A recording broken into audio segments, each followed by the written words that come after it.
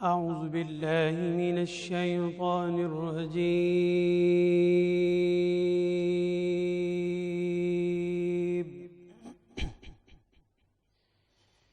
بسم الله الرحمن الرحيم.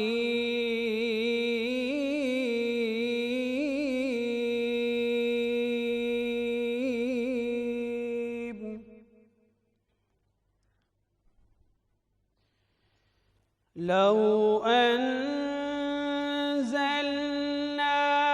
هذا القرآن على جبل لرأيته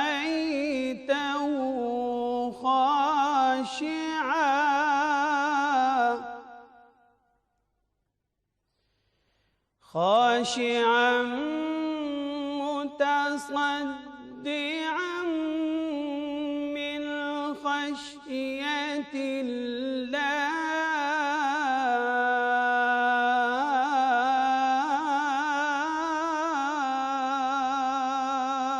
الله. وتلك الأمثال نضربها للناس لعلهم يتفكرون.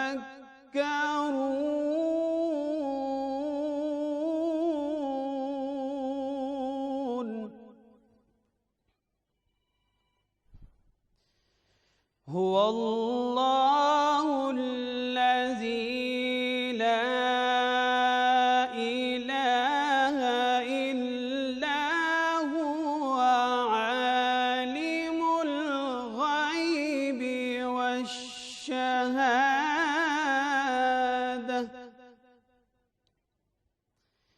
هو الرحمن الرحيم.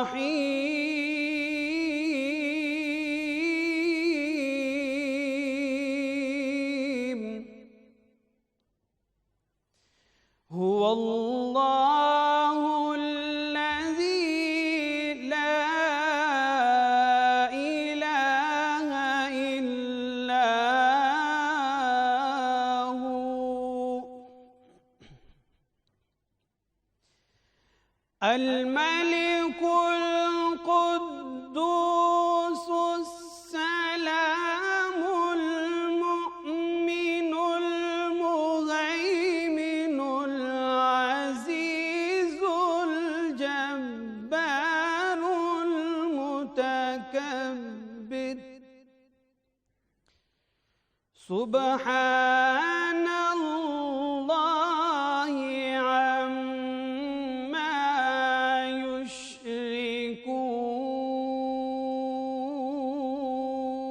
يشركون. هو الله الخالق البارئ المصور له الأسماء الحسنى يسبح له ما في السماوات والأرض وهو العزيز الحكيم.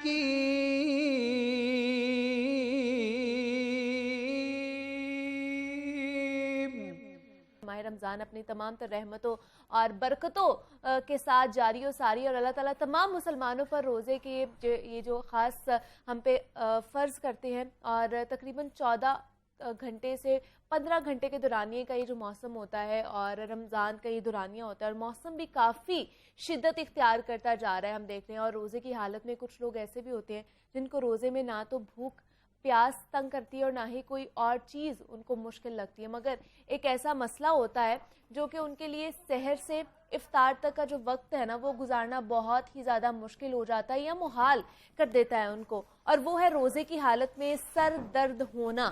اور رمضان مبارک میں روزے داروں کی ایک بڑی تعداد ہم دیکھتے ہیں کہ روزے کے دوران سر کے درد کا شکار بھی ہو جاتے ہیں یا اس کی شکایت بھی ہمیں کرتے ہوئے نظر آتے ہیں, اور بالخصوص جب وہ کام یا ملازمت میں ہو اور ان کو تیز دھوپ کا سامنا کرنا پڑتا ہے. جب ہم باہر نکلتے ہیں کام پر جانے کے لیے اور واپس جب گھر آ رہے ہوتے ہیں تو طویل ڈرائیونگ پر بھی مجبور ہوتے ہیں, تو یقیناً جناب روزے دار ایسی صورت میں اپنی عادت کے مطابق درد کی جو یہ شدت ہوتی ہے اس کو کم کرنے کے لیے کوئی گولی بھی نہیں کھا سکتے کیونکہ ہم روزے کی حالت میں ہوتے ہیں.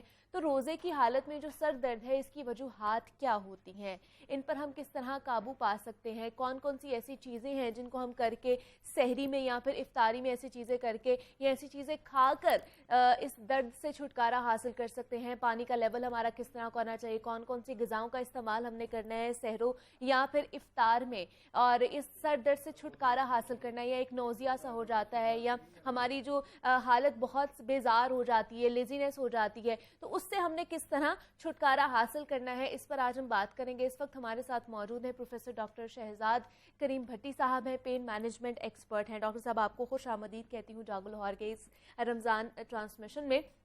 ڈاکٹر صاحب اکثر ہم دیکھتے ہیں آپ کے پاس بھی یہ شکایت ضرور آتی ہوگی, جیسے ہی رمضان کا مہینہ شروع ہوتا ہے تو کچھ روزے تو ہمارے ٹھیک گزر جاتے ہیں, لیکن جیسے ہی دورانیہ زیادہ ہونا شروع ہوتا ہے یا گرمی کی شدت زیادہ بڑھ جاتی ہے تو سر میں درد ہونا شروع ہو جاتی ہے, تو اس کی کیا وجہ ہے؟ مجھے یاد رکھنے کا بہت شکریہ. بات آپ کی بالکل ٹھیک ہے. ہمارے پاس جو اکثریت پیشنٹس کی آج کل آتی ہے وہ سر درد کے ساتھ ہے. سر درد کی کافی ساری وجوہات ہیں جو خاص طور پہ روزے سے متعلقہ ہیں. سب سے پہلی چیز ہے ڈی ہائیڈریشن, پانی کی کمی. اچھا, جو ہمیں صبح پانی پی لیا اس کے بعد ہم سارا دن پانی نہیں پیتے. اور جیسے آپ نے ذکر کیا وہ لوگ جو جاب کرتے ہیں, وہ لوگ جو گھر سے باہر جاتے ہیں, دھوپ میں پھرتے ہیں, جتنا پانی اور نمکیات ان کا لاس ہوتا ہے وہ اس کو واپس نہیں لے سکتے, جس سے وہ نمکیات کی امبیلنس کی وجہ سے درد شروع ہو جاتی ہے. نمبر 2 جو مین کاز ہے وہ ہے بلڈ پریشر کا لو ہو جانا. اوکے. نمبر 3 شوگر کا لو ہو جانا. ٹھیک ہے. یہ 3-4 کازز ہیں. خاص طور پہ وہ لوگ جن کو چائے کی عادت ہے, نکوٹین, جن کو کافی کی عادت ہے, اور جن کو سگریٹ کی عادت ہے, یہ وہ لوگ ہیں جو سب سے زیادہ سر درد کا شکار ہوتے ہیں. اچھا, یہ کوئی نیا کام نہیں ہے. یورپ میں بھی اس کو ہم اپنی زبان میں آفٹرنون ہیڈکس کہتے ہیں. اچھا, ٹھیک ہے. آفٹرنون ہیڈک کے نام سے یہ پوری ایک ڈیزیز ہے, اور خاص طور پہ وہ لوگ جو 12 سے 14 گھنٹے کسی وجہ سے کچھ کھا پی نہیں سکتے, اس لیے ان کو یہ ہیڈکس شروع ہو جاتی ہیں, جس کو آفٹرنون ہیڈکس کہتے ہیں. اوکے. اگلا سوال یہی ہوگا کہ اب کیا کریں. کیونکہ جیسے آپ نے چائے کی بات کی, نکوٹین کے حوالے سے بات کی, ایسے بہت سے لوگ ہیں جیسے میں چائے اگر صبح اب سحری میں نہیں پی رہی تو میری آفٹرنون ہیڈک شروع ہو جاتی ہے, جب کام پہ آتے تب بھی وہ ایک سر درد سا رہتا ہے. تو اس کا حل کیا ہے؟ پھر میرے جیسے بہت سے لوگ ہیں وہ کیا کر سکتے ہیں, کیا کھا سکتے ہیں ایسا کہ ان کی جو ہیڈک ہے یہ نہ ہو؟ دیکھیں, رمضان میں جو عام اوقات سے مختلف چیز ہے کہ آپ چاہنے کے باوجود اور موجود ہونے کے باوجود نہ آپ کھا سکتے ہیں, چاہے آپ کے سامنے پڑی ہوگی آپ پی نہیں سکتے. جو سگریٹ پینے والے لوگ ہیں, جو پانی پینے والے لوگ ہیں, وہ نہیں کر سکتے. تو ہمارے پاس 2-3 حل ہیں. اچھا. پہلی چیز تو یہ کہ جب صبح آپ سحری کے وقت آپ اپنے پانی کی مقدار اچھی رکھیں, بہت زیادہ نہیں, اچھی رکھیں. ٹھیک ہے. نمبر 1. نمبر 2, جو ہم صبح سحری کے وقت جو مرغن غذائیں استعمال کرتے ہیں وہ بند کر دیں. اوکے. اس سے جو فیٹ کانٹینٹ ہے باڈی کا وہ بڑھتا ہے, جس سے باڈی کی ریکوائرمنٹ پانی کی بڑھ جاتی ہے, جس سے پھر وہ جو پانی کی جو طلب ہے باڈی کی وہ جلدی ختم ہو جاتی ہے. ٹھیک. جس سے کیا ہوگا کہ پانی کی مقدار مزید کم ہو جائے گی اور وہ ٹینشن ہیڈ ایک یا اسٹریس ہیڈ ایک یا ایون آفٹرنون ہیڈ ایک وہ شروع ہو جائے گی ساتھ. اوکے. اچھا, دوسری چیز یہ کہ وہ لوگ جو کافی پینے والے, آپ جیسے لوگ جو ہیں جو چائے پینے والے لوگ ہیں, ان کو ہم ایڈوائز یہ کرتے ہیں کہ جب سحری کے آخر میں نماز سے پہلے ایسی چائے لے لیں جس میں تھوڑی سی مقدار کیفین کی زیادہ ہو. جیسے اگر آپ 1 ٹی بیگ ڈالتے ہیں تو 2 ڈال دیں, 2 ڈالتے ہیں تو 3 ڈال دیں. مطلب کیفین کا جو کوانٹٹی وہ زیادہ کر لیں, وہ پھر زیادہ دیر تک آپ کو ہیلپ کر سکتی ہے. لیکن ہمارے پاس ڈیورنگ روزہ کوئی حل نہیں ہے. So we have to make یا تو سحری میں کر سکتے ہیں یا پھر افطاری میں کر سکتے ہیں. اچھا, دوسری چیز جو بہت سارے لوگ آتے ہیں ہیڈکس کے علاوہ ان کو باڈی کریمپس شروع ہو جاتے ہیں, جسم میں کمزوری شروع ہو جائے گی, ویکنس شروع ہو جائے گی. اس کی وجہ بھی یہی ہے کہ جو ہماری نمکیات ہیں وہ آگے پیچھے ہو جاتی ہیں. اچھا, ٹھیک ہے. اس کو کرنے کے لیے جب یہ خاص طور پہ وہ لوگ جو لیمو پانی پیتے ہیں ان کا کافی, جس میں تھوڑا سا نمک ڈال لیں, تھوڑا سا ORS ڈال لیں, تاکہ جو باڈی کے اندر نمکیات ہیں ان کی جیسی مقدار پوری ہوگی یہ ہیڈ ایک ٹھیک ہونا شروع ہو جائے گا. ایگزیکٹلی. اور بہت سے لوگ پیتے بھی ہیں ڈاکٹر صاحب کہ افطاری کے بعد ORS پیتے بھی ہیں. پینا بھی چاہیے تھوڑا سا, خاص طور پہ جو نیمبو پانی ہے اس میں ضرور تھوڑا سا سالٹ ڈالنا چاہیے تاکہ سارے جسم کی جو نمکیات کی کمی ہے وہ پوری ہو جائے. اور دوسری بات, ایک وقت میں ڈھیر سارا پانی پینے کا فائدہ نہیں ہے. جب آپ کے پاس اللہ نے افطار سے لے کے سحر تک کا ٹائم دیا ہے تو وقفے وقفے سے پانی پیتے رہیں تاکہ اوور آل جو پانی کی کانٹینٹ ہے وہ کم نہ ہو. لیکن جیسے ORS کی بات آپ نے کی ہے, وہ کیا روزانہ کی بنیاد پر ہم پی سکتے ہیں؟ یہ ڈپینڈ کرتا ہے کہ پرابلم کتنی ہے. اگر تو مسئلہ کوئی ہے, اگر تو کریمپس ہو رہے ہیں, اگر ہیڈ ایک ٹھیک نہیں ہو رہی ہے تو پھر ہم لے سکتے ہیں. اور اگر نہیں ہے تو پھر روٹین میں جو کر رہے ہیں اسی طرح کرتے رہیں. یعنی میں آپ کو وہ کام بتا رہا ہوں جس میں دوائیوں کی ضرورت نہ پڑے, ڈاکٹر کے پاس جانا نہ پڑے, کیونکہ ہمیں پتہ ہے کہ ہیڈ ایک کی کاز کیا ہو سکتی ہے. سو دیٹ از روزے کی وجہ سے. لیکن یہ کیا اس کی کیا سیویرٹی بھی بڑھ سکتی ہے اگر اس کو کہہ لیں کہ اس کو قابو میں نہ کیا جا سکے تو؟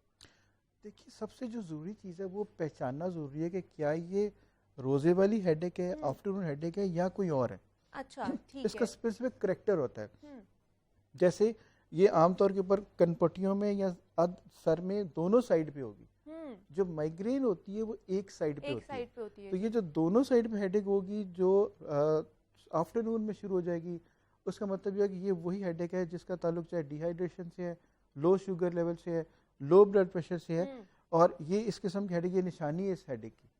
اور اس کے لیے حد صرف یہی ہے کہ آپ تھوڑا ریسٹ کر لیں, باہر دھوپ میں نہ جائیں تاکہ مزید واٹر لاس نہ ہو, مزید بلڈ پریشر لو نہ ہو. جب ایکٹیویٹی کریں گے تو مزید شوگر لیول لو ہوگا. یہ ساری چیزیں مل کے ہیڈ ایک کا باعث بنتی ہے. لیکن جیسے اگر آپ تھوڑا سا اپنی باڈی کو ریسٹ دے لیں گے, باڈی کی کنزمپشن کم ہو جائے گی, تو ہیڈ ایک بھی آہستہ آہستہ بہتر ہونی شروع ہو جائے گی. لیکن یہ سلسلہ شروع ہوتا ہے کہ جب ہم سحری کے بعد جب ہم لوگ اپنے کام کاج پہ نکلتے ہیں, تو پھر مجھے بتائیے, ایک تو سحری پہ ہم لوگوں نے مرغن غذاؤں سے اجتناب کرنا ہے, وہ نہیں کھانی. دوسرا, ہم لوگوں نے پانی کا انٹیک زیادہ کرنا ہے. اس کے علاوہ ہم کیا کیا چیزیں جو ہے ایڈ آن کر سکتے ہیں اپنی سحری کے اندر تاکہ ہمیں ریلیف مل سکے اس سے؟ مین چیز تو یہ ہے کہ آپ کی سحری کے اندر یہ ہمارا کانسیپٹ غلط ہے کہ ہم لوگ اگر 3 روٹیاں کھا لیں گے یا 4 روٹیاں کھا لیں گے تو وہ سارا دن وہ چلیں گی. بالکل. وہ سوائے آپ کو پیٹ خراب کرنے کے اور آپ کو بوجھل کرنے کے سارے دن کچھ بھی نہیں کریں گے. ایسے ہی ہے. تو جتنی سحری لائٹ ہوگی, اس بات کا یقین رکھیں کہ بھوک اتنی لگنی ہے جتنی 3 روٹیاں کھانے کے بعد لگنی ہے. ٹھیک ہے. صرف نیند زیادہ آئے گی. سو وہ جو کانٹینٹ ہے پانی کا, چائے کے ایک کی جگہ 2 کپ پی لیں, پانی کی ایک کی جگہ 2 گلاس پی لیں, لیکن ڈمپ کر کے نہیں, آہستہ آہستہ. یہ زیادہ پرابلم ان لوگوں کو ہوتی ہے جو سحری کے آخر میں اٹھتے ہیں. 10 منٹ رہ گئے ہیں, انہوں نے اٹھے اسی وقت میں سارا کچھ کھایا بھی, پیا بھی, سب کچھ بھی کیا, وہ ایک دم سارا ڈمپ ہو گیا. وہ even that dumping can cause headache. تو اس لیے اگر آپ اس کو آہستہ آہستہ لیتے رہیں, تھوڑا آدھا گھنٹہ پہلے اٹھ جائیں اور ایک ترتیب سے چیزیں لیتے رہیں, تو یہ ہیڈ ایک نہیں ہوگی. ٹھیک ہے. اور بہت سے لوگ کہتے ہیں کہ ہم لوگ مطلب رات کو بھی اٹھنا, پھر سحری میں بھی دوبارہ اٹھتے ہیں, پھر سوتے ہیں, پھر کام کے لیے اٹھنا ہے, تو اس وجہ سے بھی ہماری نیند پوری نہیں ہو رہی ہوتی, تب بھی ہماری ہیڈ ایک ہونا شروع ہو جاتی ہے. یہ بھی کاز ہے. اور آج کل جو پچھلے چند سال سے میں دیکھ رہا ہوں کہ لوگ سحری تک تو سوتے ہی نہیں ہیں. ایگزیکٹلی. اس کا مطلب یہ ہے کہ آپ کا جو سلیپ سائیکل ہے سارے کا سارا وہ ڈسٹرب ہو گیا. اچھا. اور وہ لوگ جو یہ بالکل جیسے جیٹ لیگ ہوتا ہے, جب آپ رات کو سوئیں گے نہیں اور اس کے بعد صبح سحری کے بعد تھوڑی دیر کے لیے یا 4-6 گھنٹوں کے لیے سوئیں گے, اور خاص طور پہ وہ لوگ ہمارے اور آپ جیسے جنہوں نے اپنی نوکریوں میں جانا ہوتا ہے, ان کا ٹوٹل جو سپین ہے وہ نیند کا کم ہو جاتا ہے. وہ جب ایڈ اپ ہوتے ہوتے 5ویں 6ٹھے 7ویں 10ویں روزے کے بعد پھر وہ فٹیگ ہونا شروع ہو جائیں گے. اور سب سے بڑا ہمارے پاس جو لوگ آتے ہیں وہ چڑچڑا ہونا شروع ہو جائیں گے, غصہ جلدی آئے گا. وہ اسی لیے آپ دیکھیں گے سڑکوں پر لڑائیاں بہت زیادہ ہو جاتی ہیں, اور اس کی وجہ ایک یہی ہے کہ ان کے نیند کا ٹائم پورا نہیں ہو رہا ہوتا. جی, اس کو پورا کرنا کتنا ضروری ہے؟ بہت ضروری ہے.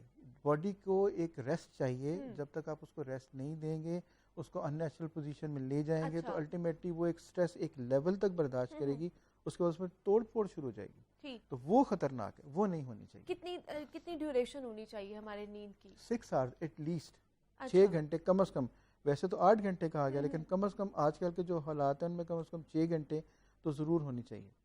تو اور یہ رمضان میں تھوڑا مشکل ضرور ہو جاتی ہے, لیکن اگر آپ اس میں 4 سے 6 گھنٹے کی نیند لے لیں تو وہ بھی کافی ہے.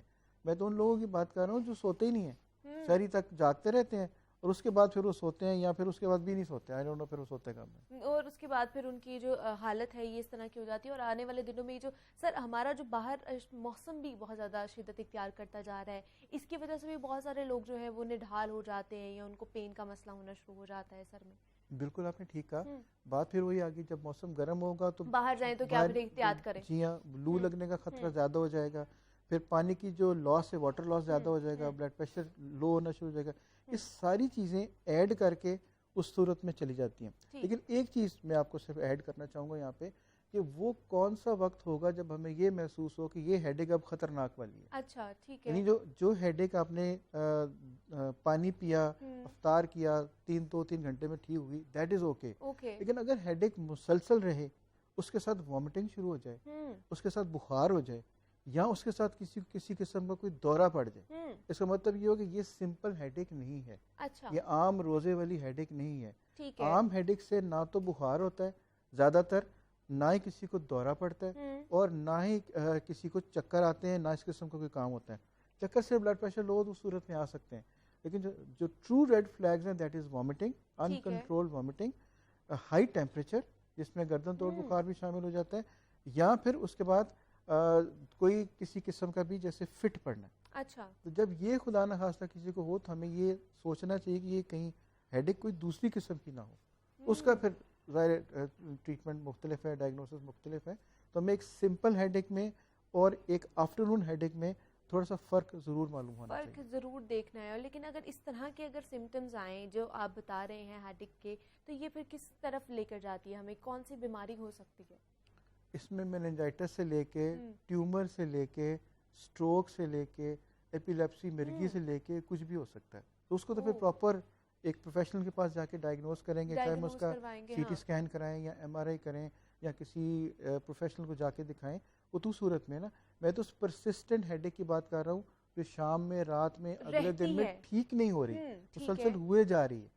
تو اس کے بارے میں تھوڑا سوچنا چاہیے کہ اس کی وجہ کوئی اور بھی ہو سکتی ہے. اور بھی ہو سکتی ہے. دوسرا اسی معاملے کو اگر ہم دیکھیں تو سر بہت سے لوگوں کو, جیسے مائیگرین کی بات کیا آپ نے پہلے, مائیگرین بھی رہتا ہے, اس کی کیا وجوہات ہیں اور اس کو اگر دیکھا جائے تو کس طرح ٹھیک کیا جا سکتا ہے, کوئی علاج ہے اس کا کہ نہیں؟ اچھا, مائیگرین جو ہے نا بیسیکلی اس سارٹ آف اسٹریس. پہلی بات اس کو پہچاننا ضروری ہے کہ یہ سنگل سائڈڈ ہیڈ ایک ہوگی. نمبر 2, یہ ٹریگر ہوتی ہے. مائیگرین والوں کو عام طور پہ پتہ چل جاتا ہے کہ مجھے یہ درد ہونے لگی ہے, اور اس کی شدت کا بھی انداز ہو جاتا ہے. اور برائٹ چیزوں سے, جیسے جو لوگ کمپیوٹر استعمال کرتے ہیں, اسٹرانگ لائٹس ہوتی ہیں, جو لوگ زیادہ موبائل استعمال کرتے ہیں, ان کو مائیگرین ہونے کے چانسز زیادہ ہوتے ہیں. اور ٹھیک ہونے کے تو بہت سارے طریقے ہیں, جیسے ہم ان کو میڈیکلی پہلے ڈائگنوز کرتے ہیں اور پھر ان کو ٹریٹ کر دیتے ہیں. اور خاص طور پہ ہم جو سب سے سمپلسٹ ٹریٹمنٹ ہے وہ ہم اوزون سے کرتے ہیں. ہم ایک اوزون تھیراپی اس کی کرتے ہیں, اس میں چھوٹے چھوٹے انجیکشنز ہیں جو سکن میں لگتے ہیں, اس سے مائیگرین کافی ٹھیک ہو جاتی ہے. لیکن اس کو مائیگرین کو پراپرلی ڈائگنوز ہونا ضروری ہے اس کے ٹریٹمنٹ کے لیے. ٹھیک ہے, ڈائگنوز کرنا چاہیے پہلے. پروفیسر ڈاکٹر شہزاد کریم بھٹی صاحب ہمارے ساتھ موجود ہے, پین مینجمنٹ ایکسپرٹ ہیں. ڈاکٹر صاحب بہت شکریہ آپ کے وقت کا کہ آپ ادھر آئے ہیں اور اتنی امپورٹنٹ ٹاپک کے اوپر ہم نے ڈسکشن کی ہے کہ جو رمضان کے دوران, کیونکہ دورانیہ بہت زیادہ بڑھ جاتا ہے جس میں نمکیات کی کمی ہو جاتی ہے, بھوکا رہنا پڑتا ہے, پیاسا رہنا پڑتا ہے, تو اس حوالے سے آپ لوگوں نے احتیاط کرنی ہے اور پانی کا زیادہ سے زیادہ استعمال کریں رمضان کے دوران. تو یہاں پہ ایک چھوٹی سی بریک لیتے ہیں, مزید بھی بات کریں گے اس بریک کے بعد.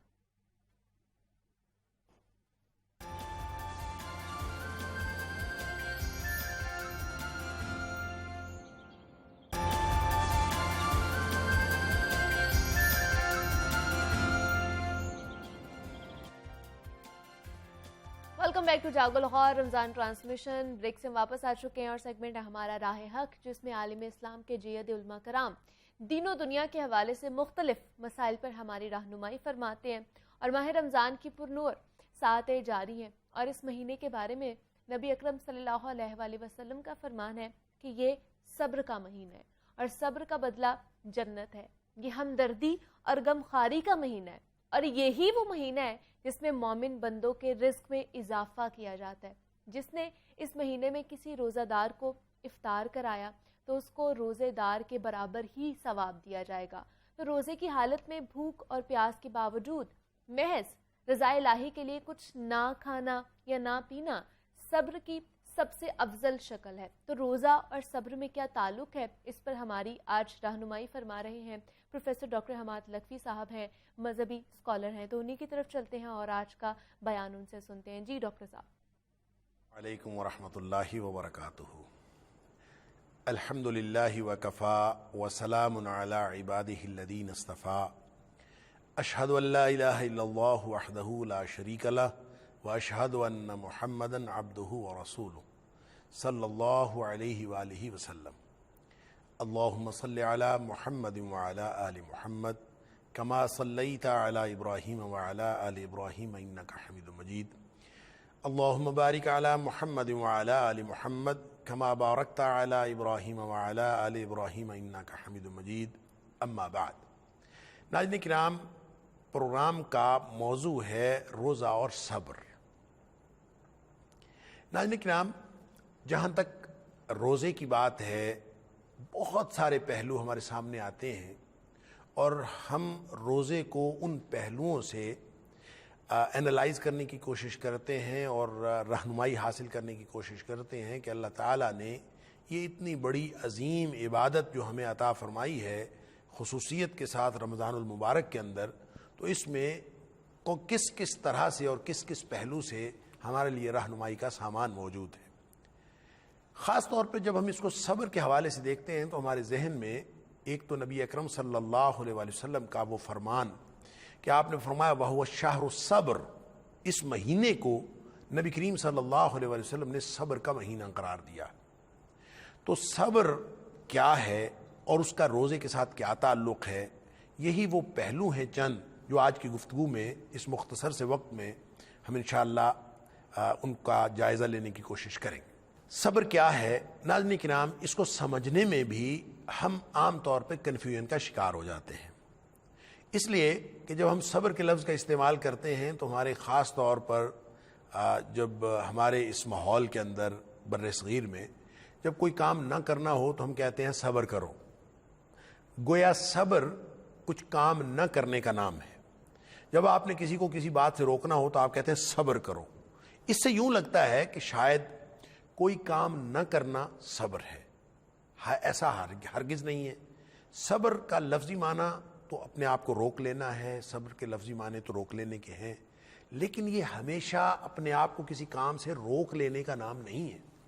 اس لیے کہ صبر کو اپنے آپ کو روک لینے کا نام ہو تو یہ تو ایک بالکل مایوسی کی سی کیفیت پیدا کرے، پھر تو اس کا مطلب یہ ہے کہ یہ ایک گویا ایک پیسمسٹک ایپٹیچیوڈ کا نام ہے، ایک گویا انسان جو مایوسی کی طرف جانے والا، ڈپریشن کی طرف جانے والا اور مایوسیاں پھیلانے والا، بھئی صبر کرو نہیں کچھ بنتا، صبر کرو نہیں کچھ ہوتا، صبر کرو۔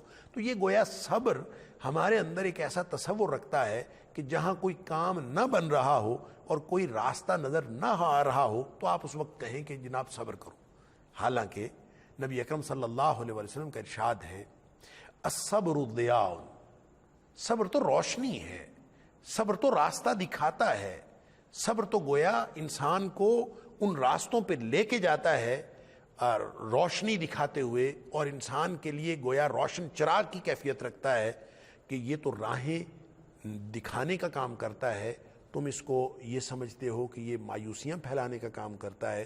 تو اس کا مطلب یہ ہوا ناظرین کرام کہ ہم نے صبر کا جو مفہوم سمجھا ہوا ہے وہ عمومی مفہوم ہمارا مبہم ہے، یا ہم اس کے بارے میں کنفیوژن کا شکار ہیں، وہ درست مفہوم نہیں ہے۔ درست مفہوم صبر کا کیا ہے؟ والصبر ضیاء، صبر تو روشنی ہے۔ تو اس کا مطلب ہے کہ صبر تو بڑے لوگوں کا کام ہے اور ان لوگوں کا کام ہے جن کو اللہ نے روشنی دکھانی ہو۔ تو اسی لیے نبی کریم صلی اللہ علیہ وآلہ وسلم، اللہ تعالیٰ نے قرآن میں فرمایا نبی پاک صلی اللہ علیہ وسلم کو وَاصْبِرْ كَمَا صَبَرَ أُولُو الْعَزْمِ مِنَ الرُّسُلِ، اے حبیب صلی اللہ علیہ وسلم آپ صبر کیجئے جس طرح سے اولو العزم پیغمبروں نے، اولو العزم رسولوں نے صبر کیا۔ تو اس کا مطلب یہ ہے کہ صبر کرنا یہ عام لوگوں کا کام نہیں ہے، یہ تو بڑے بڑے اولو العزم رسولوں کا بھی کام ہے۔ تو نبی پاک صلی اللہ علیہ وسلم کو یہ کہا جا رہا ہے تو ان ذالک من عزم الامور، یہ تو بہت عظیمت کے کاموں میں سے ہے صبر کرنا۔ تو گویا یہ جو بیٹھ رہنا یا پیسمسٹک ایپٹیچیوڈ رکھنا یا مایوسیوں کا اور ڈپریشن کا سا ایک اس کو کیفیت سمجھنا، یہ تو ناظرین کرام صبر یہ نہیں ہو سکتا۔ شریعت اسلامیہ نے جس کو صبر قرار دیا ہے اور ہمیں حکم دیا ہے کہ صبر اختیار کیا کرو، اور صبر تو ایک گویا ہائی ایلٹیچیوڈ، ایک بہت ہی ہائی لیول کا کام ہے کہ جب عزیمت کے کاموں کی بات ہوتی ہے تو آخر پہ صبر کی بات ہوتی ہے۔ اللہ تعالیٰ فرماتا ہے سورۃ العصر کے اندر وَالْعَصْرِ إِنَّ الْإِنسَانَ لَفِي خُسْرٍ إِلَّا الَّذِينَ آمَنُوا وَعَمِلُوا الصَّالِحَاتِ وَتَوَاصَوْا بِالْحَقِّ وَتَوَاصَوْا بِالصَّبْرِ۔ 4 کام کیے بغیر کوئی شخص خسارے سے نہیں بچ سکتا، ایمان ہے، عمل صالح ہے، اور تلقین حق کی ہے، اور صبر کی۔ تو صبر تو گویا آخری مرحلہ ہے، ایمان کے بعد، عمل صالح کے بعد، اور ایک دوسرے کو حق کی تلقین کرنے کے بعد آخری جو مرحلہ آتا ہے وہ صبر کا آتا ہے۔ تو اس کا مطلب یہ ہے کہ یہ تو عظیمت کا کام ہے، بہت اعلیٰ کام ہے۔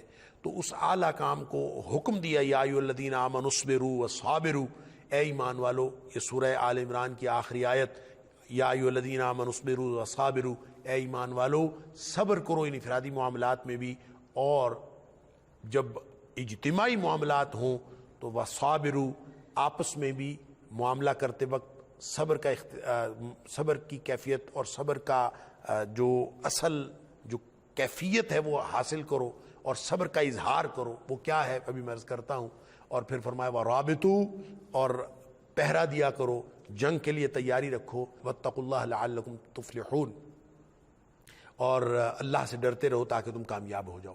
تو یوں ناظرین کرام، صبر لفظی طور پر تو اپنے آپ کو روک لینے کا نام ہے، اور اصل میں جب ہم شریعت اسلامیہ کے مختلف مقامات کو دیکھتے ہیں اور دیگر جو بہت ساری احادیث اور بہت ساری آیات جو صبر کی طرف رہنمائی کرتی ہیں ان کو دیکھتے ہیں، تو ان سے جو مفہوم اخذ ہوتا ہے وہ یہ ہے کہ صبر اصل میں اب اس فطری رد عمل کو روک لینے کا نام ہے کہ جو کسی بھی سچویشن میں انسان کے اندر فطری طور پر پیدا ہوتا ہے، اور اس کو اس وجہ سے روک لینا کہ وہ اللہ اور اس کے رسول صلی اللہ علیہ وسلم کے حکم کے خلاف ہے، یا یوں سمجھ لیجئے کہ اللہ اور اس کے رسول صلی اللہ علیہ وسلم کے حکم کی وجہ سے کسی بھی سچویشن میں پیدا ہونے والے فطری رد عمل کو روک لینے کا نام صبر ہے۔ گویا جس طرح کی سچویشن ہوتی ہے اس سچویشن میں اللہ اور اس کے رسول صلی اللہ علیہ وسلم کا حکم کیا ہے، اور پھر انسان کی کیفیت کیا ہے، انسان کا فطری رد عمل کیا پیدا ہوتا ہے، گویا اس چیز کے ساتھ یہ تعلق رکھتا ہے صبر کی کیفیت اور صبر کا اظہار، اور صبر کی جو حیثیت ہے اور اس کی جو نوعیت ہے یہ ہر موقع پہ مختلف ہوگی۔ گویا یہ ایک ریلیٹیو چیز ہے، ریلیشن شپ ہے اس کا سچویشن کے ساتھ اور اللہ اور اس کے رسول صلی اللہ علیہ وسلم کے حکم کے ساتھ۔ جو شخص بھی جس بھی کیفیت کو اپنے فطری رد عمل کو روکتا ہے، کسی بھی معاملے پر، کسی بھی کام پر، بعض اوقات کام کرنے کے لیے آپ کو موسم کی شدت ہے یا حالات کی شدت ہے اور کام کرنے کو دل نہیں چاہتا، تو اس وقت کام کرنا صبر ہوتا۔ کسی وقت کوئی کام کرنے کی داعیہ پیدا ہوتا ہے، فطری رد عمل پیدا ہوتا ہے، اس وقت کام نہ کرنا صبر ہوتا ہے۔ لہٰذا کسی وقت یہ آگے بڑھنا صبر ہے، کسی وقت یہ پیچھے ہٹنا صبر ہے۔ مثلا نبی پاک صلی اللہ علیہ وسلم نے فرمایا کہ جو شدید قسم کی یہ جو رباط، رابطو، میں نے ابھی سورہ آل عمران کی آیت کے حوالے سے بات کی، رابطو، رباط کا معنی ہوتا ہے پہرا دینا۔ جو شخص سرحد پر جنگ کے ماحول میں سرحد پر پہرا دے رہا ہو اور ملک کی نظریاتی اور جغرافیائی سرحدوں کی حفاظت کر رہا ہو، اس پہرے کو رباط کہتے ہیں۔ اور اسی طرح نبی کریم صلی اللہ علیہ وسلم نے شدید موسم میں چل کر مسجد کو جانا اور ٹھنڈے پانی سے شدید سردی میں وضو کرنا، گرم پانی سے شدید گرمی میں وضو کرنا، اور اس طرح کے شدید قسم کے حالات میں نماز کی ادائیگی کے لیے گھر سے جانا، شدید سردی میں فجر کے وقت چل کے جانا یا عشاء کے وقت، اور شدید گرمی میں دوپہر کے وقت چل کے جانا، یعنی شدید موسم میں آپ نے اس کو بھی رباط کہا۔ تو گویا جب بھی کوئی شدائد ہوں، آگے سے مصیبتیں ہوں، ان میں بھی ان شدید قسم کی صورتحال کے باوجود اللہ کی اطاعت کے کام کرنا، یہ صبر ہے۔ پھر اس کے علاوہ اگر کوئی شخص مثال کے طور پر فوجیں آمنے سامنے کھڑی ہیں، سبحان اللہ، اور اپنے سے بڑا دشمن آپ کے سامنے ہو، تو اس وقت فطری رد عمل کیا ہوتا ہے؟ فطری رد عمل وہاں سے بھاگ جانا ہوتا ہے، کہ بڑے دشمن سے ٹکرانے سے ہر جی چراتا ہے اپنے آپ کو، ہر شخص کا جی چراتا ہے، اور ہر شخص وہاں سے نکل جانا چاہتا ہے۔ بڑے دشمن سے کون ٹکراتا ہے؟ خاص طور پہ اس دور میں، آج کے دور میں تو بندوقوں کی اور ٹینکوں کی جنگ ہے، اور جو ڈیجیٹل یا یوں کہہ لیجئے کہ آٹومیشن کے ساتھ جو ہتھیار بن گئے ہیں ان کے ساتھ آٹومیشن کی جنگ ہے۔ اس دور میں جب قوت بازو کی جنگ ہوتی تھی، آپ اندازہ تو کیجئے 313 جب 1000 کے مقابلے میں کھڑے تھے اور اسلحہ بھی کوئی نہیں تھا اور بالکل اور دشمن کیل کانٹے سے لیس تھا، تو دل میں خیال تو آتا ہے میں یہاں سے چلا جاؤں. اس لیے نبی کریم صلی اللہ علیہ وسلم نے فرمایا کبھی بھی دشمن کے ساتھ آمنا سامنا ہونے کی دعا نہ کیا کرو، لیکن اگر آمنا سامنا ہو جائے تو پھر فرار نہیں حاصل کرنا. جو شخص پھر فرار حاصل کر جائے، قرآن کہتا ہے اس پر اللہ کا غضب نازل ہوتا ہے. تو میدان جنگ سے فرار اختیار کرنا دل چاہ رہا ہوتا ہے، فطری رد عمل یہ ہوتا ہے، لیکن اس وقت ٹکرا جانا صبر ہوتا ہے. یا ایھا الذین آمنوا اصبروا، جو میں نے آیت سورہ آل عمران کی آخری آیت آپ کے سامنے پڑھی، تو میں نے عرض کیا تھا، میں بعد میں عرض کرتا ہوں، تو وہ صابرو، جب آمنا سامنا ہو تو ٹکرا جاؤ، یہ ہے صابرو کا معنی، یعنی ڈٹ جانا ہر طرح کی کیفیت میں. یوں جنگ میں اگر کوئی شخص ڈٹ جائے تو وہ صبر ہے. ناظرین کرام، ایک بخاری شریف کے اندر حدیث ہے، بڑی لمبی حدیث، ایک بڑی خوبصورت کہانی نبی کریم صلی اللہ علیہ وسلم نے ارشاد فرمائی. اس کہانی کے اندر بے شمار اسباق ہیں. یہ جو اصحاب الاخدود کا ذکر ہے سورہ بروج کے اندر، کہ جن کو خندقیں کھود کر ان میں آگ جلا کر پھینک دیا گیا تھا. کوئی نبی کریم صلی اللہ علیہ وسلم کے اس دنیا میں تشریف آوری سے قبل ایک واقعہ ہوا، نبی کریم صلی اللہ علیہ وسلم نے اس کا ذکر فرمایا. آپ نے فرمایا کہ اصل میں ایک بچہ تھا، اس کو بادشاہ نے کہا کہ اس کو جادو سکھائیں. تو جادوگر نے، کسی جادوگر کے پاس وہ جادو سیکھنے جاتا تھا، اور راستے میں کوئی راہب تھا، کوئی اللہ والا، کوئی درویش تھا، وہ اس کے ساتھ بھی بیٹھتا تھا، جادوگر سے جادو سیکھتا تھا، راہب سے اللہ کی باتیں سیکھتا تھا. کرتے کرتے وہ دونوں علوم میں آہستہ آہستہ ماہر ہوتا گیا. بہرحال وہ لمبی کہانی ہے ناظرین کرام. اصل جو بات اس میں بتانے والی ہے کہ بعد میں اس بیٹے کو، اس بچے کو اللہ تعالیٰ نے اس قدر اپنا قرب عطا فرما دیا کہ وہ مستجاب الدعوات بن گیا. وہ جو دعا کرتا تھا اللہ تعالیٰ قبول فرما لیتا تھا، حتیٰ کہ جو مادر زاد اندھے تھے وہ بھی آنکھیں اور بینائی پانے لگے اس کی دعا سے. ٹھیک ہے، ڈاکٹر حماد لکھوی صاحب ہمارے ساتھ موجود ہیں، مذہبی اسکالر ہیں. ڈاکٹر صاحب بہت شکریہ آپ کا. یہاں پہ ایک چھوٹی سی بریک، ملتے ہیں اس بریک کے بعد.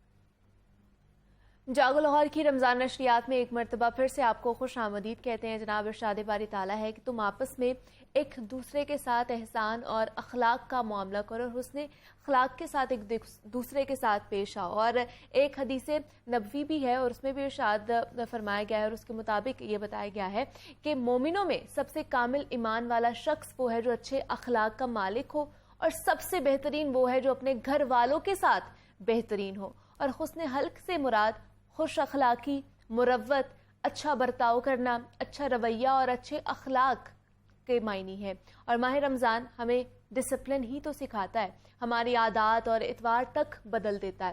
تو روزہ ہمیں برداشت، حسن سلوک اور اچھے اخلاق کا درس دیتا ہے. ماہ رمضان میں حسن اخلاق کی کیا اہمیت ہے اور فضیلت ہے؟ تو ماہ رمضان میں ہم جس حسن اخلاق کو اپناتے ہیں، عام روٹین میں اسے کیسے اپنایا جا سکتا ہے، اس پر آج ہم بات کریں گے. ہمارے ساتھ اس وقت موجود ہے پروفیسر ڈاکٹر شہباز حسن صاحب ہیں، عالم دین ہے اور مذہبی اسکالر ہیں. پروفیسر صاحب آپ کو خوش آمدید کہتی ہوں اور بہت شکریہ آپ کے وقت کا کہ آپ یہاں پر آئے ہیں. پروفیسر صاحب سب سے پہلے تو ہمیں بتائیے حسن اخلاق ہوتا کیا ہے، دوسرا اس کی اہمیت اور فضیلت کے بارے میں قرآن و حدیث کیا بیان کرتا ہے؟ بسم اللہ الرحمن الرحیم. اس میں سب سے پہلی چیز تو یہ ہے کہ اخلاق کا بنیادی معنی ہے انسان کی وہ عادت جو اس میں پختہ ہو جائے. ٹھیک ہے. مثال کے طور پر ایک آدمی سچ بولتا ہے، مسلسل بولتا ہے، کاروبار میں بولتا ہے، عام معاملات میں سچ بولتا ہے، اس قدر سچ بولتا ہے کہ سچ اس کی زندگی کا حصہ بن جاتا ہے. کیا بات ہے. اور اگر وہ کہیں بغیر سوچے سمجھے بھی بات کرے تو اس کی زبان سے سچ نکلتا ہے، سچ ہی نکلے گا. بالکل. اور اگر یعنی یہ تو بات ہوگی اچھے اخلاق. جی. اخلاق چونکہ برے اخلاق بھی ہوتے ہیں. ایک آدمی جو ہے مسلسل جھوٹ بولتا رہتا ہے، جیسے بعض لوگ بے فائدہ جھوٹ بعض دفعہ بولتے ہیں، اور جھوٹ بول کے اس کی زبان پر چونکہ جھوٹ ہی جاری ہوتا ہے، اور اگر بغیر سوچے سمجھے، بلکہ حضرت تفنن کہوں تو شاید بعض لوگ خواب میں بھی جب کوئی بات کر رہے ہوں تو جھوٹ بول رہے ہوتے ہیں. اچھا. تو یہ اصل میں اخلاق بیسیکلی انسان کی عادت ہے. قرآن مجید میں بھی اس کے لیے لفظ استعمال کیا گیا خلق. یعنی خلق کی جمع اخلاق ہے، تو خلق کا معنی عادت بھی ہوتا ہے. تو گویا کہ وہ عادت جو انسان کے اندر ڈیولپ ہو جاتی ہے اور اس کو کرنے میں اس کو کوئی مشکل پیش نہیں آتی، یعنی سہولت کے ساتھ وہ سارے کام کیا جاتا ہے. سچ بولنا ہے، اچھا رویہ اختیار کرنا ہے، کسی سے بات کرنی ہے تو اس میں بھی وہ مطلب پولائٹ لہجے میں بات کر رہا ہے. گویا کہ اس کی آپ کہہ سکتے ہیں کہ فطرت ثانیہ جس کو کہتے ہیں وہ اس کی بن جاتی ہے. تو وہ بنیادی طور پر تو یہ اخلاق ہے. ٹھیک. قرآن مجید میں اصل میں ہم یہ سمجھتے ہیں کہ شاید اخلاق کا معنی صرف زبان سے بات کرنا ہے، حالانکہ زبان سے نہیں. مثلا ایک آپ دکان پر جاتے ہیں، وہ آپ کو اچھے طریقے سے ویلکم کرتا ہے، چائے سے پوچھتا ہے، لیکن اس کے بعد جب معاملے کی باری آتی ہے لین دین کی تو اس میں وہ گڑبڑ کرتا ہے. اب یہ نہیں کہیں گے چونکہ وہ گفتگو اچھی کر رہا ہے لہذا اس کا اخلاق اچھا ہے. اس کے سارے معاملات اچھے ہوں تو پھر وہ اس کو کہا جائے گا کہ حسن اخلاق کا مالک ہے، اچھے اخلاق والا. اچھا. نبی کریم صلی اللہ علیہ وسلم کی تو ساری تعلیم ہی زندگی کی یہی ہے. آپ نے وہ قتل و غارت گری کرنے والے، معاپ میں کمی بیشی کرنے والے اور اس طرح کے بہت سارے جرائم کرنے والے، یعنی کیفیت یہ تھی کہ خود نہ تھے جو راہ پر اوروں کے ہادی بن گئے. تو آپ علیہ الصلوۃ والسلام نے ان کی معاشرتی اصلاح کی ہے، ان کے اخلاق کو درست کیا ہے، ان کے لین دین معاملات. بلکہ بہت سے روایات میں اس طرح کے عجیب و غریب واقعات بھی ہیں کہ ایسے لوگ بھی تھے جنہوں نے اسلام کو نہیں پڑھا، یعنی ان کو کسی نے یہ نہیں بتایا کہ قرآن مجید میں یہ ہے، حدیث میں یہ ہے، ان کے پیغمبر ایسے ہیں، کسی نے نہیں بتایا. انہوں نے جب دیکھا کہ مسلمانوں کے اخلاق اور کردار اس قسم کے ہیں تو مسلمانوں کو دیکھ کر لوگ مسلمان ہوتے رہے. اب ہماری سچویشن تھوڑی سی مختلف ہوگی کہ لوگ جب اسلام کو پڑھتے ہیں تو ان کا جی چاہتا ہے کہ یہ بہت اچھا دین ہے، امن کا دین ہے، اخلاق کا دین ہے، اس میں معاشرت کے احکام بھی ہیں، آداب بھی ہیں، ساری چیزیں ہیں. لیکن جب ہمیں دیکھتے ہیں، مسلمانوں کو دیکھتے ہیں تو پھر کہتے ہیں اگر اسلام کے ماننے والے اسی طرح کے ہوتے ہیں تو ہم ایسے ٹھیک ہیں. تو اصل یہ ہے کہ انسان عملی زندگی سے اس کا اظہار کرے جو اسلام کی تعلیمات میں موجود ہے. میں عرض کرنے لگا تھا کہ اللہ تعالیٰ نے نبی علیہ السلام کے بارے میں فرمایا کہ انک لعلی خلق عظیم.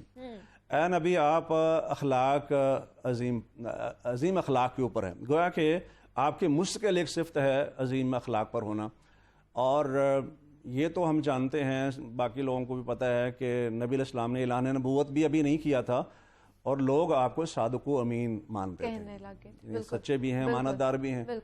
لیکن ہم دیکھ لیں بہت سارے مسلمان صدیاں بیت گئی ہیں اور ہمارے اوپر ٹرسٹ کرنے کے لیے کوئی تیار ہی نہیں ہے. مالی معاملات میں کس کے ساتھ معاملات کریں؟ آپ کسی سے کوئی مشترکہ بزنس شروع کر کے دیکھ لیں، اچھے بھلے نیک سمجھدار لوگ ہوتے ہیں، لیکن مالی معاملات میں وہی جو حدیث پاک میں کہا گیا نا کہ میری امت کی آزمائش مال و دولت سے کی جائے گی، تو بہت سارے ہیں جو اس آزمائش پر پورے نہیں اترتے ہیں، یعنی اس میں ناکام ہو رہے ہیں. اس کی وجہ یہ ہے کہ اخلاق کو انہوں نے زندگی کا حصہ نہیں بنایا.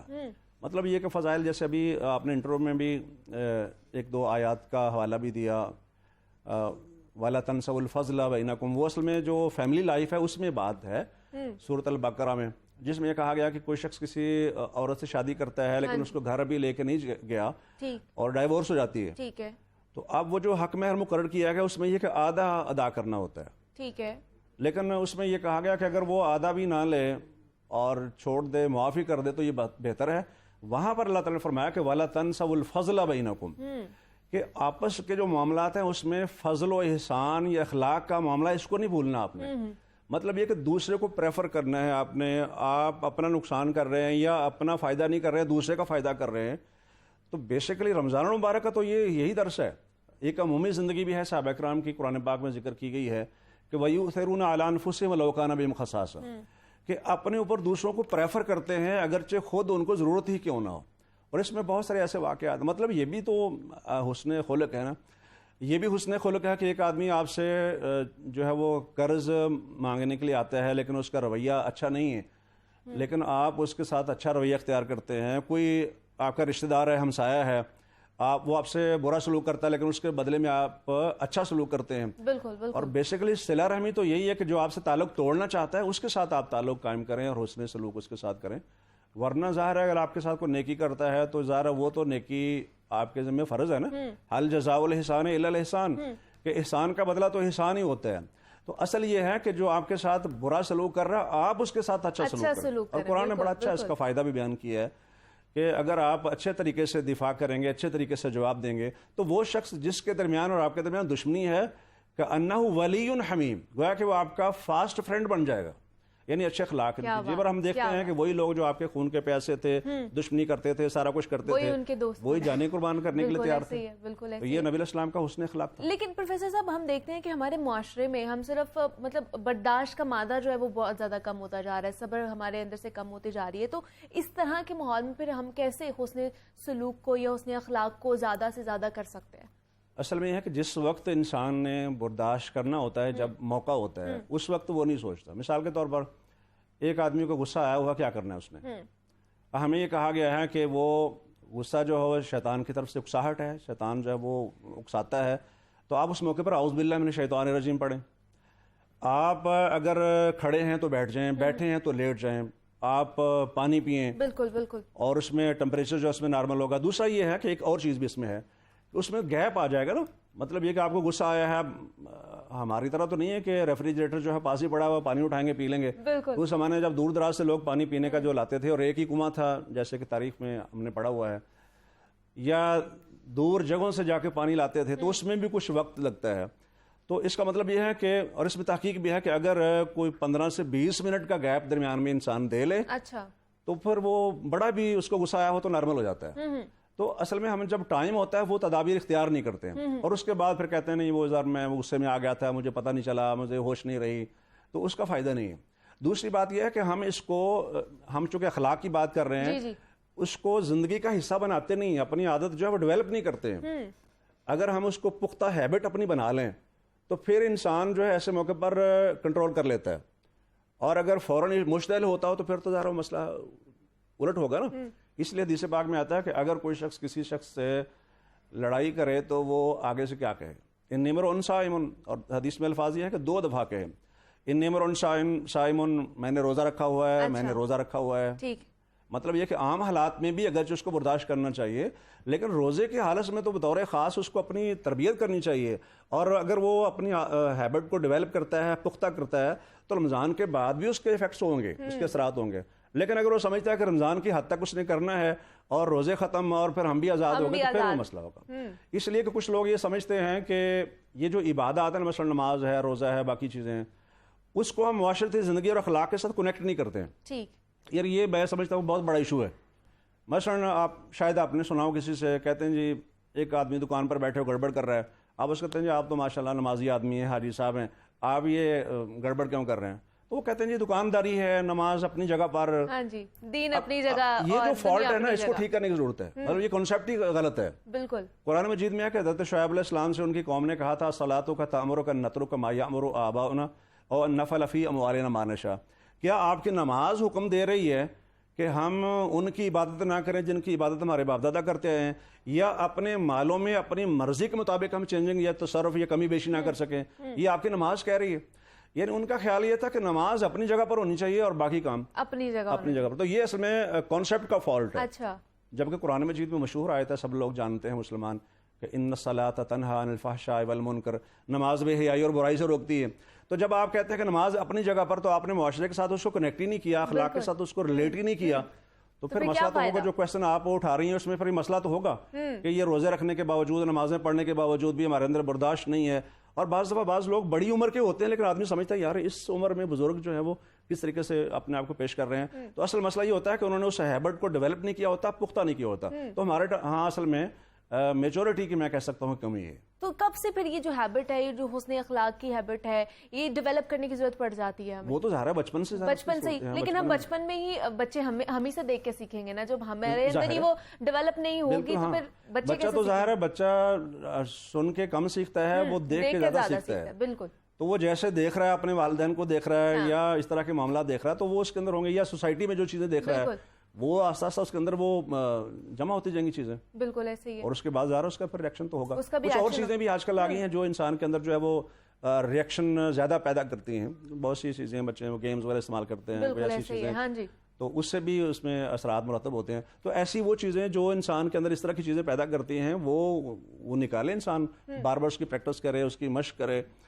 تو میرا نہیں خیال کہ اس میں بہتری نہیں آ سکتی. رمضان کتنی اچھی پریکٹس ہے جس حوالے سے آپ بات کر رہے ہیں کہ اس میں اگر اس چیز کو اختیار کر لیا جائے, سچویشن کو اپنے اوپر طاری کر لیا جائے, تو پورا سال یا پورے آنے والے جو دن ہیں وہ بھی ہمارے اچھے گزر سکتے ہیں. دیکھ رہے, میں نے عرض کیا کہ نبی علیہ السلام کی حدیث پاک کا میں نے ریفرنس دیا ہے کہ ایک بندہ آپ سے لڑائی کر رہا ہے, اب کچھ نہ کچھ تو آرگو آپ کریں گے, کوئی جواب دیں گے, لیکن اس میں کہا یہ گیا کہ آپ کہیں کہ میں نے روزہ رکھا ہے, وہ لڑائی کر رہا کہتا ہے میں نے روزہ رکھا ہے, وہ لڑائی کر رہا ہے وہ کہتا ہے میں نے روزہ رکھا ہوا ہے.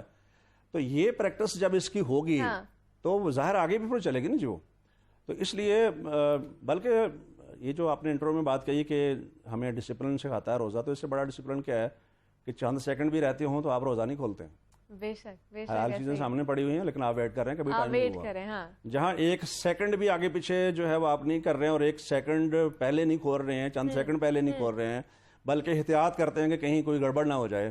جب اتنی زیادہ پابندی آپ کر رہے ہیں تو بعد میں کیا ہوا ہے, اس کو آپ کنٹینیو کریں. لیکن یہ تبھی ہوگا جب آپ سمجھتے ہوں گے کہ روزے کے ذریعے سے ہمارے اخلاق بہتر ہوں گے, نماز کے ذریعے سے ہمارے اخلاق بہتر ہوں گے, ہمارے اندر اللہ کا خوف اور ڈر جو ہے وہ زیادہ آئے گا, اللہ کے رسول کی محبت ہمارے دلوں میں زیادہ آئے گی, اللہ کی محبت, اسلام کی محبت, یہ چیزیں جب زیادہ پیدا ہوں گی ہمارے دلوں کے اندر تو آپ کی سیرت ہم پڑھیں گے, آپ کے اخلاق کے واقعات پڑھیں گے, سنیں گے, صحابہ کرام کے واقعات, اہل بیت کے اطہار کے واقعات, وہ ساری چیزیں جب آپ پڑھیں گے, بار بار ان پر فوکس کریں گے, اپنی زندگی میں لائیں گے تو انشاءاللہ بہتری ہوگی. پروفیسر صاحب یہاں پہ میں کچھ واقعہ آپ کہوں گی کہ آپ ہمارے ساتھ شیئر کریں حضور پاک صلی اللہ علیہ وسلم کی زندگی کے حوالے سے, جس میں حسن اخلاق کی ایک اعلیٰ مثال, ویسے تو ان کی پوری زندگی ہی اس کے متعلق ہے اور ان سے ہمیں اعلیٰ مثالیں ملتی ہیں, ہمارے دیکھنے والوں کے ساتھ ایک واقعہ کو شیئر کریں. دیکھیے اس میں ایک چیز تو یہ ہے کہ نبی علیہ السلام کی جو تعلیمات ہیں, آپ نے فرمایا کہ تم میں سے مجھے سب سے پیارا وہ لگتا ہے جس کے اخلاق اچھے ہوں, اور یہ بھی فرمایا کہ تم میں سے زیادہ کامل ایمان والا وہ ہے جس کے اخلاق اچھے ہوں, اور اس طرح کی بہت ساری احادیث. تم میں سے مجھے پیارا وہ لگتا ہے جس کے اخلاق اچھے ہوں, اور اس میں ایک حدیث کے اندر یہ بھی ہے کہ تم میں سے بہتر وہ ہے خیرکم لأہلہ, جو اپنے گھر والوں کے لیے بہتر ہے. اور ہمارے یہاں فیملی لائف میں بہت سارے جھگڑے اور اس قسم کی چیزیں چلتی ہیں, حالانکہ نبی علیہ السلام کا حسن سلوک اپنے گھر والوں کے ساتھ, فرمایا کہ انا خیر لأہلی, یعنی یہ نہیں ہے کہ صرف آپ لوگوں کو بتا رہے ہیں اور فضیلت بیان کر رہے ہیں, جیسے ہمارے یہاں آج کل بے شمار موٹیویشنل اسپیکرز ہوتے ہیں, وہ عجیب و غریب قسم کی تقاریر کرتے ہیں, لیکن عملی زندگی میں وہ چیز وہاں نہیں ہوتی. لیکن آپ خود فرماتے ہیں کہ انا خیر لأہلی, جہاں اس میں یہ ہے کہ اگر کوئی خاتون بہت زیادہ بد اخلاق بھی ہو اور اس طرح کا معاملہ بھی کر رہی ہو, اس کے باوجود آپ نے تادیب کی اجازت دی, ٹھیک ہے, تربیت کے لیے بعض دفعہ سختی کی بھی اجازت دی, تفصیل میں تو خیر اس حوالے سے میں نہیں جاتا, لیکن خود نبی علیہ السلام نے کبھی بھی اپنی کسی اہلیہ پر سختی نہیں کی ہے.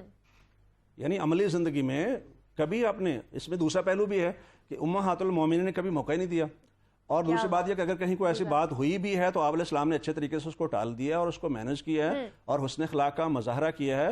بلکہ حضرت عائشہ رضی اللہ تعالیٰ عنہ سے کسی نے پوچھا تھا کہ باہر کے جو معاملات ہیں نبی علیہ السلام کے وہ تو ہم دیکھتے ہیں ہمارے سامنے ہوتے ہیں, لیکن گھر میں آپ کی مصروفیات کیا ہوتی ہیں؟ تو انہوں نے فرمایا کہ یکونوا فی محنت اہل بیت ہی, آپ گھر والوں کی خدمت کرتے تھے, یعنی گھر میں سروس دینا, خدمت کرنا, جس سے ان کو یہ احساس نہ ہو کہ شاید ان کو کوئی ملازم اس طرح کا رکھا ہوا ہے, گھر کا کام مل جل کے کرنا ہوتا ہے, لیکن اگر آپ خود شامل اس میں ہو رہے ہیں جتنا بھی وقت ہے تو وہ احساس ان میں نہیں ہوگا کہ وہ اپنی انسلٹ نہیں سمجھتے ہیں, اسٹیٹس کے منافی نہیں سمجھتے ہیں جتنا وقت ہو. تو یہ حسن اخلاق نبی علیہ السلام نے خود بھی پیش کیا ہے. اور ایسے ایسے واقعات, ایک آدمی جو ہے آتا ہے آپ علیہ السلام کے پاس, آپ سے کچھ قرض مانگتا ہے, تو آپ نے فرمایا کہ میرے پاس اس وقت پیسے مانگے اس نے ادھار, آپ نے, میں اس وقت میرے پاس نہیں, لیکن میرے نام سے تم فلاں آدمی سے لے لو. اچھا ٹھیک ہے. تو ایک شخص کہتا ہے کہ اللہ تعالیٰ نے آپ کو اس بات کا پابند تو نہیں کیا کہ جو چیز آپ کے پاس ہے آپ نے دے دی, آپ سے کوئی پیسے مانگتا ہے جیسے ہم سے کوئی ادھار مانگتا ہے تو دے دیے, اگر نہیں ہے تو ظاہر کوئی مسئلہ نہیں کہ جی میرے پاس نہیں ہے, لیکن نبی علیہ السلام نے فرمایا کہ تم میرے نام سے فلاں بندے سے لے لو. تو ایک صحابی نے کہا کہ اللہ نے آپ کو اس کا پابند نہیں کیا, تو آپ کو یہ بات مناسب نہیں لگی. دوسرے آدمی نے کہا کہ ہاں اس چیز کو تو اللہ پسند فرماتا ہے, تو نبی علیہ السلام نے بھی اس کو پسند فرمایا. مطلب یہ ہے کہ چیز پاس نہیں ہے, اور فرمایا کہ آپ میرے نام سے کسی کو لے لیں, جب میرے پاس ہوں گے تو میں اس کو ادا کر دوں گا. اور حدیث پاک میں یہ بات بھی موجود ہے کہ نبی علیہ السلام کی زندگی میں کبھی یہ نہیں ہوتا تھا کہ آپ کی زبان سے لا کا لفظ نکلتا. نو ہم کہتے ہیں نا, کسی نے کو کہا جی یہ کام کر دیں یا یہ ضرورت ہے یا مجھے کھانا دے دیں یا پانی پلا دیں, زبان سے اللہ انکار نہیں کیا کبھی. یعنی اگر چیز پاس نہیں بھی ہے تو بھی لا یا نہیں, نو کا لفظ نہیں نکلا. ہمارے یہاں تو سب سے پہلے نو نکلتا ہے. ہمارے پاس جتنی مرضی چیز موجود ہو ہم سب سے پہلے انکار اللہ کا دیا ہوا ہے, اللہ کے شکر کے طور پر اللہ کے بندوں پہ خرچ کرنا چاہیے. بالکل ایسے ہی ہے. پروفیسر ڈاکٹر شہباز حسن عالم دین اور مذہبی اسکالر ہمارے ساتھ موجود ہے. پروفیسر صاحب بہت شکریہ آپ کے وقت کا کہ آپ یہاں پر آئے ہیں اور اتنی خوبصورت جو انہوں نے بیان فرمایا ہے کہ حسن اخلاق کے حوالے سے کس طرح ہمیں اس کو زیادہ سے زیادہ اپنی زندگی میں اپنانا چاہیے. اور یہاں پہ ایک چھوٹی سی بریک لیتے ہیں, ملتے ہیں اس بریک کے بعد.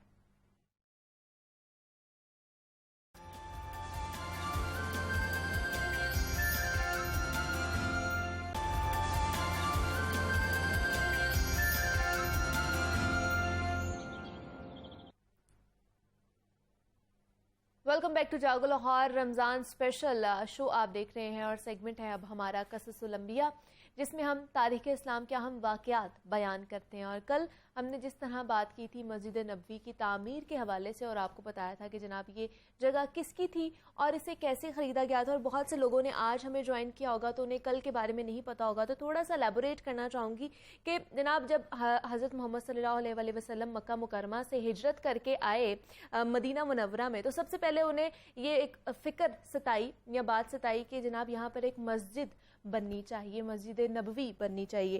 تو انہوں نے سوچا کہ اب اس کا انتخاب کریں کہ یہ کہاں بنے گی. مسجد کی جو جگہ ہے اس کے حوالے سے انہوں نے دیکھا تو انہوں نے اپنی اونٹنی کے اوپر سوار ہوئے اور اونٹنی کی جو لگام تھی اس کو ڈھیلی چھوڑ دی, اور جہاں پر وہ اونٹنی جا کر بیٹھی وہاں پر انہوں نے مسجد نبوی کی تعمیر شروع کی. تو تعمیر کے حوالے سے اب آپ کو بتاتے ہیں کہ جناب تعمیر مکمل کیسے ہوئی ہے. تو جب حضرت ابو بکر رضی اللہ عنہ کے حکم پر زمین کی قیمت ادا کر دی گئی تو زمین خریدنے کے بعد نبی اکرم صلی اللہ علیہ وسلم نے مسجد کی تعمیر کا ارادہ فرمایا.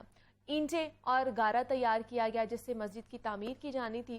تو آپ صلی اللہ علیہ وسلم نے اپنے دستے مبارک سے پہلی اینٹ رکھی, مطلب کہ اس کی جو بنیاد ہے وہ رکھی گئی. پھر حضرت ابو بکر صدیق رضی اللہ عنہ نے آپ کے حکم پر دوسری اینٹ آپ صلی اللہ علیہ وسلم کی لگائی ہوئی اینٹ کے برابر ہی رکھی. پھر حضرت عمر کو بلایا گیا, انہوں نے آپ کے حکم پر وہاں پر تیسری اینٹ رکھی. اور پھر حضرت عثمان نے آپ صلی اللہ علیہ وسلم کے حکم پر وہاں پر چوتھی اینٹ رکھی. اور پھر آپ صلی اللہ علیہ وسلم نے عام مسلمانوں کو بھی بلوایا, اینٹیں لگانے کا حکم فرمایا انہیں بھی. تو مسجد نبوی صلی اللہ علیہ وسلم پتھروں سے تعمیر کی گئی. کھجور کے تنوں کے ستون اور کھجور کی چھال, ٹہنیوں اور پتوں سے اس کی چھت بنائی گئی اور چھت پر کچھ مٹی ڈالی گئی. دیواروں کی اونچائی جو تھی وہ انسانی قد کے برابر رکھی گئی تھی, لیکن جب بارش ہوتی تھی تو بتایا جاتا ہے کہ مٹی ملا پانی اندر ٹپکتا تھا, اس سے مسجد میں کیچڑ ہو جاتا تھا. اور بعض صحابہ نے عرض کیا کہ اگر آپ صلی اللہ علیہ وسلم آپ اجازت دیں تو ہم چھت پر زیادہ مٹی ڈال دیتے ہیں تاکہ پانی اندر نہ ٹپکے. تو آپ صلی اللہ علیہ وسلم نے فرمایا نہیں, یوں ہی رہنے دو. تو کچھ انصاری مسلمانوں نے مال جمع کر کے نبی اکرم صلی اللہ علیہ وسلم کی خدمت میں پیش کیا کہ اس مسجد کو بنا کر اور اس کو آراستہ کیا جائے. تو مسجد نبوی کی تعمیر کے بعد رات کے وقت وہاں پہ ایک مسئلہ پیش آیا, روشنی کا مسئلہ پیش آیا.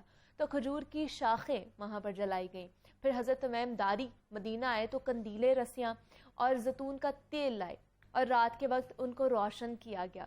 تو نبی اکرم صلی اللہ علیہ وسلم نے ان کو دعائیں دی. اور بعض روایات میں یہ بھی کہا جاتا ہے کہ سب سے پہلے حضرت عمر نے وہاں پر قندیلیں جلائی تھی. تو جناب اس طرح مسجد نبوی کی تعمیر ہوئی اور اب تک بتایا جاتا ہے کہ وہاں پر 14 بار مسجد نبوی کی توسیع کی جا چکی ہے. تو آج کا یہ قصہ تھا جو ہم نے مکمل کر لیا ہے کہ مسجد نبوی کس طرح تعمیر کی گئی ہے, کس کس نے اس میں حصہ ڈالا ہے اور کون سی جگہ تھی, کتنے میں وہ خریدی گئی ہے. تو وہ آج قصہ ہمارا مکمل ہو چکا ہے. اب آگے بڑھتے ہیں اور اب کچھ بات کرنی ہم نے نیکی کے حوالے سے. تو آپ کو پتہ ہے کہ حقیقت بھی یہی ہے کہ نیکیاں نا برائیوں کو مٹا دیتی ہے, اور آدمی نیکی کرتا ہے تو اس کے نتیجے میں وہ برائی سے بھی بچ جاتا ہے. تو اس کی نیکیاں خود اسے برائی اور بے حیائی سے روک دیتی ہیں. اس لیے اعمال صالحہ کا خوب اہتمام کیا جائے جن میں نماز سمیت تمام احکام شامل ہیں جو حقوق اللہ اور حقوق العباد سے متعلق ہو. ہم بھی آج ایک ایسی نیکی آپ تک پہنچائیں گے تاکہ رمضان مبارک کے جو اس بابرکت مہینے میں ہم اور آپ دونوں مل کر اللہ کی رحمت حاصل کرنے کے قابل ہو جائیں. تو جناب بڑھتے ہیں آج کی نیکی کی طرف, کیونکہ ماہ سیام چل رہا ہے تو اس کی مناسبت سے ہمیں نا ہر روز نادار اور مستحق لوگوں کو اپنی سحری اور افطاری میں شامل ضرور کرنا چاہیے تاکہ ہم اس رمضان المبارک میں زیادہ سے زیادہ نیکیاں سمیٹ سکیں. اور نادار، غریب اور مستحق لوگوں کو تو اپنے سحر و افطار میں شامل کرنا چاہیے ہمیں، لیکن اس کے ساتھ ساتھ میں کہوں گی کہ اپنے دوست احباب، کچھ مسافرین بھی ہوتے ہیں جن کو ہم جانتے ہیں، کچھ رشتہ داروں کو بھی ہمیں دعوت پر مدعو کرنا چاہیے، اپنے دسترخوان پہ انہیں جگہ دینی چاہیے، انہیں کھانا کھلا سکتے ہیں ہم. اور کسی دوسرے کو کھانا کھلانا میرے خیال سے ایک ایسا عمل ہے جو اللہ تعالیٰ کی ذات کو بے حد پسند ہے، اور بار بار اس کی تلقین بھی کی گئی ہے. بتایا بھی گیا ہے قرآن پاک میں کہ کوئی جتنے لقمے آپ کے دسترخوان سے کھائے گا نا، اللہ تعالیٰ ہر اس لقمے کے بدلے آپ کو نیکیاں عطا کرے گا. اور ویسے بھی ماہ رمضان میں ایک نیکی کے بدلے آپ کو پتہ ہے 70 نیکیوں کے برابر جو ہمیں اجر ملتا ہے، ثواب ملتا ہے. تو جناب دوسروں کو اپنے دسترخوان کا حصہ ضرور بنائیں اور ان نیکیوں کے مہینے میں خوب نیکیاں ہمیں کمانی چاہیے. تو یہ آج کی نیکی تھی جو ہم لوگوں نے آپ کے ساتھ شیئر کیا ہے. تو امید کرتے ہیں کہ آج کی اس نیکی سے کچھ نہ کچھ سبق ضرور ہم سیکھیں گے اور آپ بھی اس میں شامل ہوں گے. اور اب آپ نے مجھے اجازت دینی ہے، کل آپ سے دوبارہ سے ملاقات ہوگی. جاتے جاتے نعت رسول مقبول حیدر نبی پر پڑھا رہوں گا. اب وہ سنیے، کل آپ سے دوبارہ ملاقات ہوگی. اللہ حافظ. در نہ کام ہوگا کیے ہی جا